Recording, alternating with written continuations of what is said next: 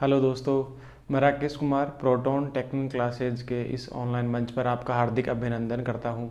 दोस्तों, आज के इस वीडियो में हम बात करने वाले हैं एक ऐसे टॉपिक के बारे में जो एसी थ्योरी का एक मूल टॉपिक है, जिसके बिना हम ना मोटर पढ़ सकते हैं ना कोई इंस्ट्रूमेंट पढ़ सकते हैं। लगभग हर जगह आपका ये टॉपिक काम आने वाला है और मोस्टली बिल्कुल एग्ज़ाम की दृष्टि से भी यूज़फुल आपका टॉपिक है। तो टॉपिक अपन पढ़ने वाले हैं आज, जो आपका टॉपिक दिख रहा है बोर्ड पे, इंडक्टर।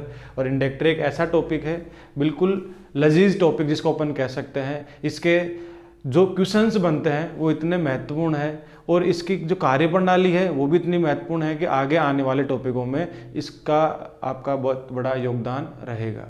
तो इंडक्टर अपन बात करते हैं, निर्माण से स्टार्ट करते हैं। कहाँ से इंडक्टर का निर्माण होता है, कहाँ इसका यूज करते हैं, किस प्रकार ये कार्य करता है, इन सभी के बारे में अपन बात करने वाले हैं। तो सबसे पहले अपन निर्माण की बात करते हैं। इंडक्टर का निर्माण अपन कहाँ से करते हैं या किस प्रकार इंडक्टर का निर्माण होता है, इसका कंस्ट्रक्शन किस प्रकार करता है, निर्माण इसका अपन किस प्रकार करेंगे। तो निर्माण, अगर आपको पता है एक प्रतिरोध किस प्रकार बनता है, एक प्रतिरोधक का निर्माण किस प्रकार होता है। अपन कहते हैं यदि किसी भी पुर्जे को अपन क्या कर दे, एक नियत मान का प्रतिरोधक प्रस्तुत करने वाला या प्रतिरोध प्रस्तुत करने वाला पुर्जा बना दे तो वह प्रतिरोधक कहलाता है। ये प्रतिरोधक की परिभाषा है। प्रतिरोध, प्रतिरोधक और प्रतिरोधकता तीनों अलग अलग चीज़ें हैं।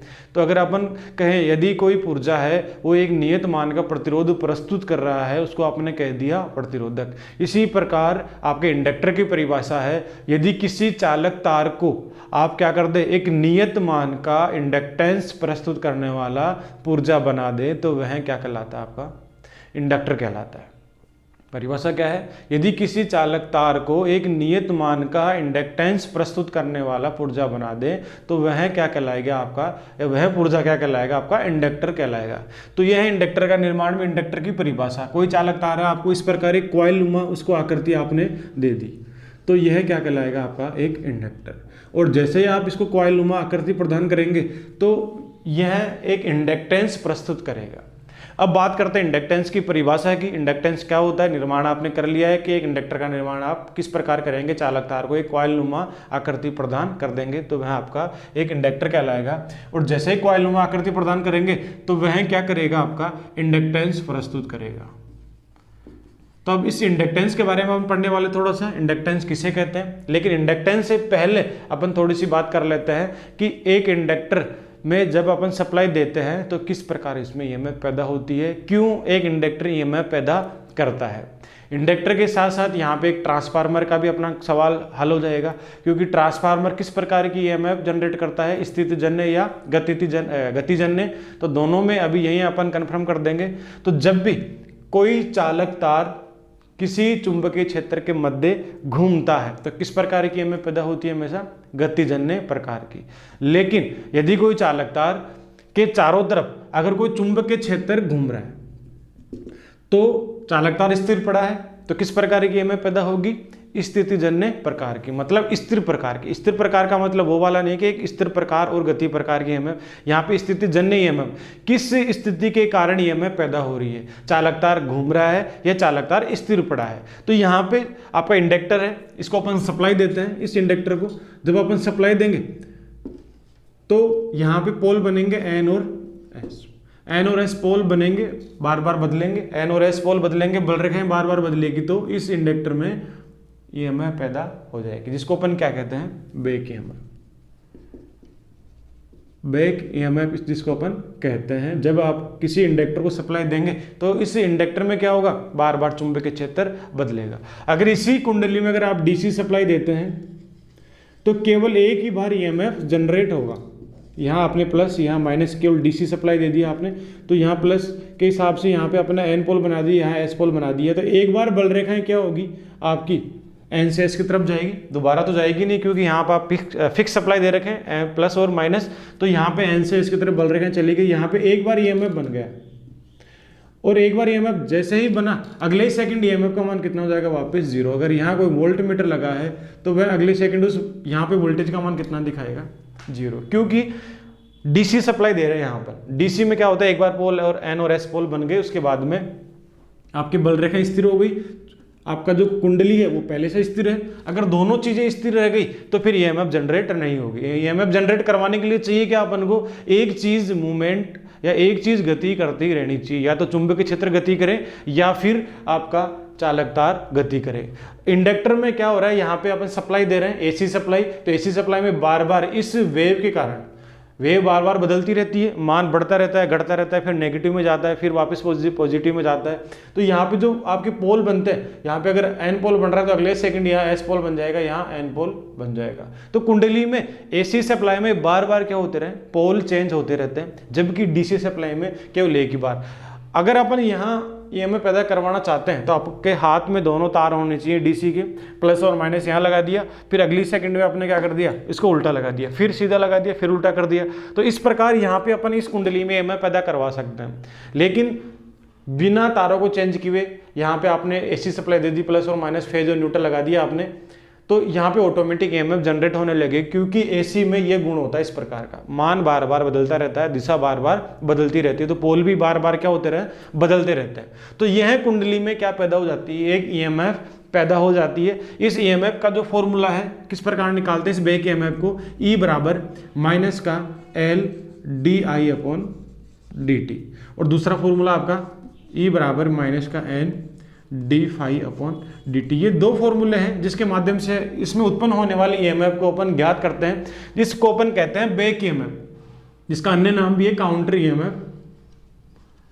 तो ये जो काउंटर ईएमएफ है, जो बैक ईएमएफ है, वो अपन दो फॉर्मूलों से निकालते हैं, L D I upon D t and d phi upon D t. अभी अपन बात करने वाले इंडक्टेंस के बारे में, इसको अपने होल्ड कर रखा है इंडक्टेंस को, केवल अभी अपन ईएमएफ के बारे में बात कर रहे थे। तो ईएमएफ अपन ने दो प्रकार से जनरेट करवा ली है, माइनस का L D I upon D T, minus का N D phi upon D T. यहाँ पे आई का मतलब धारा से है, यहाँ पे फ्लक्स, फाई का मतलब फ्लक्स से है, डी जो लगा हुआ है इसका मतलब होता है परिवर्तन, धारा में परिवर्तन होगा इंडक्टेंस में तो ईएमएफ पैदा होगी, अगर फ्लक्स में परिवर्तन होगा किसी कुंडली में तो भी ईएमएफ जनरेट होगी। ये दोनों फॉर्मूले हैं, इनके बारे में अपन आगे बात करने वाले हैं अभी। तो इन दो फॉर्मूलों के माध्यम से अपन निकालते हैं इनका ईएमएफ। अब यहाँ एक जो इनका मुख्य सवाल है जो कई बार पूछा गया है माइनस के बारे में। अभी मैंने कहा ई बराबर माइनस का एल डी आई अपॉन, यहाँ पे भी माइनस का एन, मतलब ये माइनस क्यों लगाते हैं, माइनस क्यों लगाया जाता है, क्योंकि जो उत्पन्न होने वाले ईएमएफ है वो हमेशा किसका विरोध करता है, जिसके कारण पैदा हुआ है उसी का विरोध करता है। और ये नियम किसका था, लेंज का। लेंज ने क्या कहा था, जो जिसके कारण पैदा होगा वह उसी का विरोध करेगा, और विरोध करने के चक्कर में यहाँ पे कौन सा सिंबल लेते हैं अपन, ऋणात्मक माइनस। यहाँ जो ईएमएफ है ये है किस प्रकार के, विपरीत वाली है, मतलब जिसके कारण पैदा हुई है वो उसी का विरोध करेगी। यहाँ पे अगर अपन सप्लाई दे रहे हैं 100 वोल्ट तो यहाँ लगभग आपका 98 वोल्ट पैदा होगा, लेकिन ये 90 वोल्ट कितना क्या करेगा, 98 वापिस 100 वोल्ट का विरोध करेगा। जो आपने आरोपित किया है वो उसी का क्या कर देगा, विरोध कर देगा। इसलिए यहाँ पे अपन नेगेटिव ऋणात्मक चिन्ह यूज में लेते हैं, किस कारण से लेते हैं, लेंज के नियम के अनुसार। तो ये तो थी बैक ईएमएफ की बात। एक कुंडली में जब भी अपन सप्लाई देते हैं तो पोल बार बार क्या होते हैं, बदलते हैं। ऐसे में जब बार बार पोल बदलेंगे तो कुंडली में ईएमएफ पैदा होगी, और किस प्रकार की पैदा होगी, स्थितिजन्य प्रकार की ईएमएफ पैदा होगी। गतिजन्य कब पैदा होती है, जब आपका चालक तार घूमता है किसी चुंबकीय क्षेत्र के मध्य, जब पोल पड़े एन और एस उनके मध्य अगर कोई चालक तार घूमेगा तो गतिजन्य प्रकार की, अगर चालक तार आपका स्थिर है और केवल चुंबकीय क्षेत्र घूम रहा है तो आपका स्थितिजन्य प्रकार की ईएमएफ पैदा होगी। और ऐसी स्थिति आपके ट्रांसफार्मर में मिल जाएगी, और यही स्थिति किसमें है आपकी, अपने इंडक्टर। करते हैं अपन इंडक्टेंस की। यहां तक अपने बात कर ली इंडक्टर का निर्माण किस प्रकार हुआ, किसी चालक तार को आपने एक इस प्रकार का पुर्जा बना दी, इस प्रकार की शेप दे दी कि वह एक नियत मान का इंडक्टेंस प्रस्तुत कर रहा है। अब इंडक्टेंस की बात कर रहे हैं अपन, इंडक्टेंस क्या होता है, तो इंडक्टेंस की परिभाषा क्या होती है, यदि किसी कुंडली का वह गुण, कुंडली आपने बना ली, इंडक्टेंस उसमें आ गया, लेकिन इंडक्टेंस की परिभाषा क्या होगी, जिसको अपन एल से प्रदर्शित करते हैं, किसी कुंडली का वह गुण जो धारा के मान में होने वाले परिवर्तनों का विरोध करता है। देखो ध्यान देने वाली बात है, परिवर्तनों का विरोध। एक तो होता है डायरेक्ट विरोध करना, कुंडली में दो प्रकार के गुण आपके इस कुंडली में, एक तो है इसमें एल और इसमें आर भी होता है। आर का मतलब प्रतिरोध, और L का मतलब इंडक्टेंस, दोनों चीज मौजूद रहेगी, लेकिन R जो प्रतिरोध है वो क्या करेगा, धारा का केवल विरोध करेगा, लेकिन इंडक्टेंस क्या करेगा, धारा के मान में होने वाले परिवर्तनों का विरोध करता है। अब परिवर्तनों का विरोध क्यों करेगा, क्योंकि परिवर्तन क्या है, इस प्रकार हर जगह मान क्या होगा, बदलेगा। धारा में हर जगह मान, क्योंकि एसी है, एसी में साइकिल बदलती रहती है, बढ़ती है, घटती है, तो हर जगह धारा का मान भी क्या होगा, अलग अलग होगा। और अगर धारा का मान बढ़ रहा है तब भी ये इंडक्टर क्या करेगा, इंडक्टेंस क्या करेगा, उस इंडक्टर का धारा को बढ़ने नहीं देगा, मतलब परिवर्तन का विरोध कर रहा है। परिवर्तन होगा, यहाँ पे अगर 1 एम्पियर है, यहाँ पे 2 एम्पियर है, यहाँ पे 3 एम्पियर है, यहाँ पे 5 एम्पियर हो गई, तो एम्पियर बार बार बढ़ रही है, एम्पियर धारा में परिवर्तन हो रहा है। तो धारा में परिवर्तन हो रहा है तो ये इंडक्टेंस क्या करेगा, इस परिवर्तन को रोकेगा, दबाएगा कि मैं ये परिवर्तन नहीं होने दूंगा। मान लो परिवर्तन हो भी गया, मैक्सिमम तक धारा पहुंच भी गई, तो वापस अब क्या होगा, 5 से यहाँ पे 3, यहाँ पे 2, यहाँ पे 1 एम्पियर, मतलब वापस घटेगी धारा, तो फिर परिवर्तन हो रहा है। एक तो बढ़ता हुआ परिवर्तन था, अब घटता हुआ परिवर्तन आ रहा है। तो जब भी धारा में परिवर्तन होगा तो उस परिवर्तन का विरोध कौन करेगा, ये इंडक्टेंस करेगा। कुंडली का इंडक्टेंस का मेन उद्देश्य क्या है, धारा के मान में होने वाले परिवर्तनों का विरोध करना। जबकि प्रतिरोध क्या करता है, पूरी धारा का एक साथ विरोध करता है। यहां पे परिवर्तनों का विरोध नहीं करता आपका प्रतिरोध, परिवर्तनों का विरोध कौन करेगा, आपका इंडक्टेंस। और किसका विरोध करता है, किसके परिवर्तनों का विरोध करेगा, धारा का जो परिवर्तन हो रहा है उसमें। कहने का मतलब है इंडक्टर जिसमें जो इंडक्टेंस है वो धारा को बढ़ने में नहीं देता, अगर बढ़ गई तो फिर वापस जाने भी नहीं देता, उसको रोक के रखता है, भाई जाने भी नहीं दूंगा, आ गई तो कोई बात नहीं, अब नहीं जाने दूंगा, लेकिन फिर भी धारा जीरो की तरफ आती है, फिर वही कंडीशन लगती है इधर से, फिर नेगेटिव में वही आपका क्या करेगा, इंडक्टर में इंडक्टेंस धारा को बढ़ने नहीं देगा, बढ़ गई तो वापस घटने नहीं देगा। तो बार बार विरोध किसका कर रहा है, इंडक्टर में इंडक्टेंस किसका विरोध कर रहा है, धारा का। और इसलिए कहते हैं कि एक इंडक्टर में वोल्टेज हमेशा क्या रहती है, आगे, और धारा क्या रहती है, पीछे। क्यों रहती है, वो यही कारण है, इंडक्टेंस क्या करता है, धारा में होने वाले परिवर्तनों का विरोध करता है। और अगर जिस चीज का विरोध हो गया वह क्या होगा, हमेशा पीछे ही रहेगा। और वोल्टेज में कोई विरोध नहीं कर रहा है तो वोल्टेज क्या रहेगी, आगे रहेगी। तो पहली कंडीशन तो यहां से समझ में आ गई होगी, इंडक्टर में जो इंडक्टेंस होता है वो क्या करता है, धारा के मान में होने वाले परिवर्तनों का विरोध करता है, और उसी विरोध के कारण हमेशा धारा पीछे रहती है। अगर शुद्ध इंडक्टर की बात करेंगे तो कहते हैं अपन 90 डिग्री पीछे रहती है, और अगर अपन बात करते हैं विशुद्ध इंडक्टर या उसमें कुछ प्रतिरोध की मात्रा मिली हुई है तो डिपेंड करेगा प्रतिरोध की मात्रा पे, तो फिर डिग्री आपकी 90 से कम हो जाएगी। तो है तो सही पीछे, और इसका मेन कारण क्या था, आपका इंडक्टेंस। इंडक्टेंस परिवर्तनों का विरोध कर रहा है। तो पहली चीज यहां से अपने जो कंफर्म हो गई है इंडक्टेंस वाली, कि इंडक्टेंस किसे कहते हैं, जो धारा के मान में होने वाले परिवर्तनों का विरोध करता है उसको अपन कहते हैं इंडक्टेंस। इंडक्टेंस को अपन दिखाते हैं L से। अब L का जो फॉर्मूला होता है वो अपन दिखाते हैं L बराबर N phi अपॉन I। पहला फॉर्मूला आपका ये है, और दूसरा फॉर्मूला होता है L बराबर N square into A mu naught mu R upon L। ये फॉर्मूला है। दो फॉर्मूले हैं अपने पास, एक ये वाला फॉर्मूला है, एक ये वाला फॉर्मूला है। इन्हीं दोनों के आधार पे सवाल भी बनते हैं। यहाँ पे एन का मतलब टर्न है, ए का मतलब कुंडली का कटाक्ष क्षेत्रफल है, म्यू नोट और म्यू आर चुंबकशीलता है माध्यम की और निर्वात की, एल का मतलब है कुंडली की लंबाई से। यहाँ पे एन का मतलब टर्नों की संख्या, फाई का मतलब फ्लक्स, आई का मतलब धारा। यहां अपन बात करें इंडक्टेंस की, तो इंडक्टेंस में जो एल, जिसको अपन एल से दिखाते हैं, उन दोनों के फॉर्मूले मैंने यहां पे रख दिए। अब ये फॉर्मूले किस प्रकार निकलते हैं, किस प्रकार जनरेट होते हैं, उसी के बारे में बात करने वाले हैं। तो अभी अपन थोड़ी देर पहले पढ़ा है बैक ईएमएफ के फॉर्मूले। ई बराबर क्या होता है, माइनस का L D I upon D T, और ई बराबर माइनस का N D phi upon dt।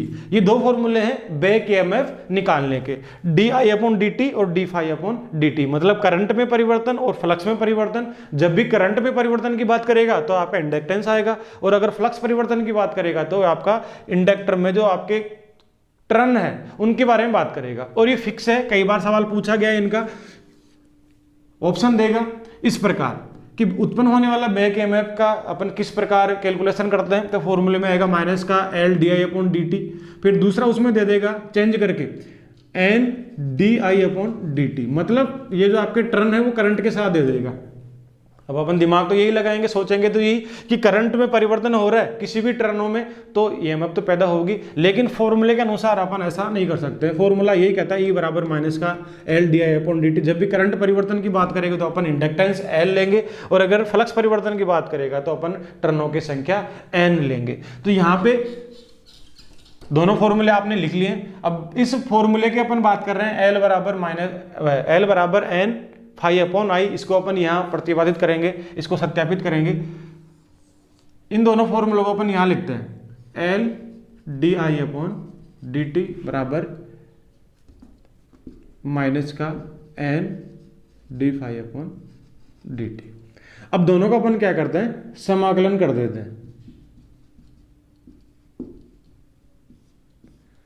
दोनों का आपने क्या कर दिया, समाकलन कर दिया। अब समाकलन करने पे आपका जो माइनस का है ये दोनों सेम है, माइनस इधर भी माइनस इधर भी, दोनों को कैंसिल कर दिया। ये एल है, ये आपकी कांस्टेंट राशि है वो बाहर आ जाएगी, इसमें एन है कांस्टेंट राशि वो भी क्या हो जाएगी बाहर। तो यहाँ पे इसको एल को बाहर ले लिया तो यहाँ अंदर बच गया D I upon D T, और यहाँ से आपने एन को बाहर ले लिया तो ये हो गया आपका d phi upon D t. अब यहाँ पे जो आपका समय है वो दोनों में क्या है, डी टी और डी टी दोनों में कॉमन है, तो इसको भी मैंने कैंसिल कर दिया। तो एल डी आई बराबर एन डी फाई। अब जो इनका डी के सापेक्ष करंट का, डी के सापेक्ष फ्लक्स का जो आपका समाकलन है वो आपका होता है डी एक्स का जो समाकलन होगा वो होगा एक्स। तो इसी के आधार पर डी आई का समाकलन अपन क्या कर देंगे, डी आई का समाकलन कर दिया आपने आई, और डी फाई का समाकलन क्या कर दिया आपने फाई। तो एल आई बराबर हो गया एन फाई, एल आई बराबर हो गया एन फाई। यहां से आपको मान किसका चाहिए, इंडक्टेंस का चाहिए, तो यहाँ पे एल बराबर यहां से अपन लिख देंगे एन फाई अपॉन आई। ये जो आपका फॉर्मूला था समीकरण नंबर 1 जो आपने यहाँ पे सिद्ध कर दिया है, एल बराबर एन फाई अपॉन आई। मतलब यह है कि आपका इंडक्टेंस है वो किस किस पे डिपेंड कर रहा है, करंट पे, टर्नों की संख्या पे और फ्लक्स पे, इन पे डिपेंड करता है। अब अपन यहां से ये नहीं कह सकते कि ये दोनों बटा में है तो इसका मान बढ़ेगा तो इसका मान घटेगा, ये अपन नहीं कह सकते, क्योंकि करंट का मान बढ़ेगा तो क्या इंडक्टेंस का मान भी बढ़ेगा, घटेगा नहीं। ये इसके ऊपर डिपेंड करता है, करंट परिवर्तन बढ़ेगा तो इंडक्टेंस का मान भी क्या होगा, बढ़ेगा। फ्लक्स परिवर्तन बढ़ेगा तो भी इंडक्टेंस का मान बढ़ेगा, यहां से इस फॉर्मूले के आधार पे। तो पहला फॉर्मूला अपन ने क्या कर दिया है, सिद्ध कर लिया है कि एल बराबर एन फाई अपॉन आई होता है। लेकिन जो एक सवाल पूछा जाता है कि यदि किसी कुंडली में टर्नों की संख्या को 2 गुना कर दिया जाए तो इंडक्टेंस पे क्या प्रभाव पड़ेगा, तो इसके आधार पे देखेंगे तो इसके आधार पे तो एल समानुपाती एन ही है। यहाँ पे एन का मतलब टर्नों की संख्या है, तो अगर टर्नों की संख्या को 2 गुना कर दिया तो इंडक्टेंस का मान भी कितना होगा, 2 गुना। ये अपन यहाँ से इस सवाल का आंसर नहीं देंगे, इस सवाल का आंसर आपको यहाँ से देना पड़ेगा। इस फॉर्मूले को अपन सिद्ध करेंगे नेक्स्ट वीडियो में। इस वीडियो में केवल एक ही फॉर्मूला देखेंगे। जो आपका क्वेश्चन आता है कुंडली में टर्नों की संख्या दुगुनी कर दी या आधी कर दी, उसका जो आंसर है आपका यहां से देना होगा आपको, एल समानुपाती या एल बराबर एन स्क्वायर के आधार पर। मतलब टर्न जो चलेंगे वो आपके जो इंडक्टेंस रहेगा वो एन स्क्वायर के आधार पे चलेगा, स्क्वायर के आधार पे चलेगा, ना कि अपन इसके आधार पे आंसर देंगे। आंसर आपका रहेगा एल समानुपाती एन स्क्वायर के आधार पर। अगर टर्नों की संख्या दुगुनी कर दी तो इंडक्टेंस कितना हो जाएगा, 4 गुना हो जाएगा, आधी कर दी तो 4 गुना कम हो जाएगा। तो ये तो था आपका पहला फॉर्मूला एल बराबर एन फाई अपॉन आई।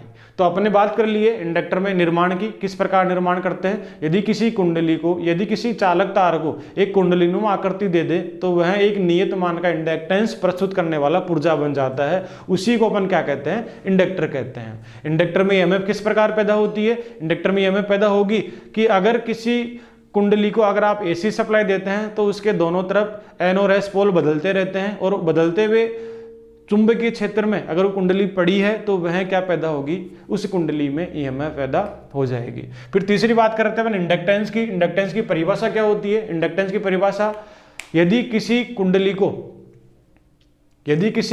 कुंडली में धारा परिवर्तन हो रही है तो उन धारा परिवर्तनों का विरोध कौन करेगा, आपका इंडक्टेंस। तो कुंडली का वह गुण जो धारा में होने वाले परिवर्तनों का विरोध करता है वो आपका इंडक्टेंस कहलाता है। अब अपन बात करने वाले हैं इसी इंडक्टेंस में इंडक्टेंस का मात्रक क्या होता है, ये तो अपन ने इसके फॉर्मूले देख लिए, L बराबर एन फाई अपॉन आई और L बराबर N square A mu naught mu r upon L, जहाँ म्यू नोट और म्यू आर चुंबकशीलता है।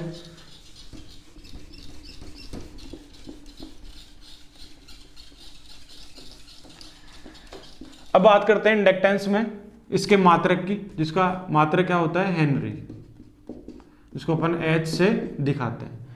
हेनरी की परिभाषा क्या होती है, एक हेनरी बराबर क्या होगा, एक हेनरी बराबर होता है वोल्ट प्रति कूलाम। पूछा गया सवाल है, एक हेनरी बराबर क्या होता है, वोल्ट प्रति कूलाम या कूलाम प्रति वोल्ट या जो भी उसमें दे रखा है। तो एक H बराबर होता है V अपॉन क्यू। अब इसकी परिभाषा अपन इसी आधार पे बता देंगे, इस हेनरी की परिभाषा इसी आधार पे अपन बता सकते हैं कि यदि किसी कुंडली में अगर अपन एक कूलाम आवेश इंजेक्ट करते हैं, एक कूलाम का आवेश देते हैं, तो इस कुंडली के सिरों पे कितना वोल्ट पैदा हो जाना चाहिए, 1 वोल्ट। इसका मतलब इस कुंडली का इंडक्टेंस कितना है, 1 हेनरी का। यदि किसी कुंडली में अगर अपन क्या करते हैं, एक कूलाम का आवेश देते हैं, तो वह कुंडली क्या करती है, 1 वोल्ट का विभवांतर पैदा कर लेती है या 1 वोल्ट का बैक ईएमएफ पैदा कर लेती है। इसका मतलब है कि इस कुंडली का इंडक्टेंस कितना है आपका, 1 हेनरी का है। 1 हेनरी बराबर हो गया वोल्ट प्रति कूलाम, वोल्ट प्रति कूलाम। तो इसका जो मात्रक है आपका, अपन ये भी लिख सकते हैं, हेनरी है, इंडक्टेंस का मात्रक हेनरी है, हेनरी का मात्रक वोल्ट प्रति कूलाम,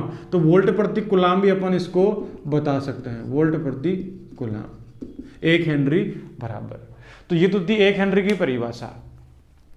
यह आप यहां तक अपन ने पढ़ लिया है, इंडक्टेंस के बारे में पढ़ लिया है। अब आगे बात करने वाले हैं कि ये किस प्रकार डायग्राम के आधार पे अपन इसको परिभाषित करेंगे कि किस प्रकार वोल्ट और करंट के मध्य अंतराल चलता है, क्यों धारा पीछे रहती है, वोल्टेज इसमें आगे रहती है। यहाँ पे आधी बात आपके समझ में आ गई, क्योंकि ये काम कौन करवाता है, इंडक्टेंस करवाता है, जिसमें धारा पीछे रहती है और वोल्टेज आगे रहती है। तो इसकी पूरी कार्यप्रणाली पढ़ने वाले अपने नेक्स्ट वीडियो में। अभी के लिए इतना ही है, नेक्स्ट वीडियो में इसकी पूरी कार्यप्रणाली के बारे में अपन बात करने वाले हैं। धन्यवाद। चैनल को लाइक और सब्सक्राइब जरूर करें।